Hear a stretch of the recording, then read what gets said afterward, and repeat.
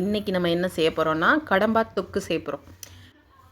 இது பார்க்குறதுக்கு கொஞ்சம் இளநி மாதிரி இருக்கும், ஆனால் நிறைய சத்துக்கள் இருக்குது. இதில் potassium, phosphorus, copper, omega 3 fatty acid எல்லாமே இருக்குது. அது எல்லாமே உடம்புக்கு ரொம்ப நல்லது. இந்த கட் பண்ணி வச்ச கடம்பால் உப்பு, மிளகாத்தூள், மஞ்சத்தூள் போட்டு கொஞ்சம் ஒரு அரை மணி நேரம் ஊற வச்சிடணும். இந்த மீன் அடிக்கடி சாப்பிட்றதுனால இதயம் ரொம்ப ஆரோக்கியமாக இருக்கும். புற்றுநோய் செல்லெல்லாம் வராமல் தடுக்கும். ஹீமோக்ளோபின் குறைபாடு இருக்கவங்க இதை சாப்பிடலாம். இப்போ அரை மணி நேரம் ஊற வச்சாச்சு. அப்புறம் ஒரு கடாயில் எடுத்து எண்ணெய் ஊற்றி அதில் சோம்பு போட்டு இது கூட கட் பண்ணி வச்ச ஒரு பெரிய வெங்காயம், முழு சைஸ் பெரிய வெங்காயத்தை போட்டு கொஞ்சம் நேரம் வதக்கணும். வெங்காயம் நல்லா கொஞ்சம் ப்ரௌன் ஆகிற வரை வதக்கணும்.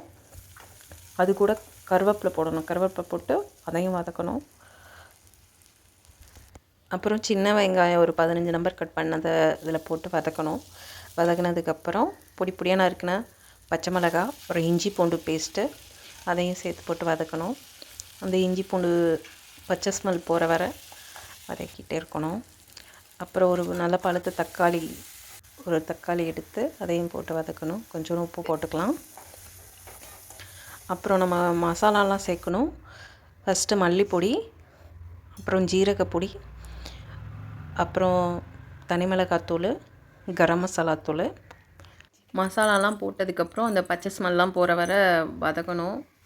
வதங்கிறதுக்கு கொஞ்சம் லைட்டாக தண்ணி தெளித்தா போதும். ஏன்னா கடம்பால் நிறைய தண்ணி வரும்.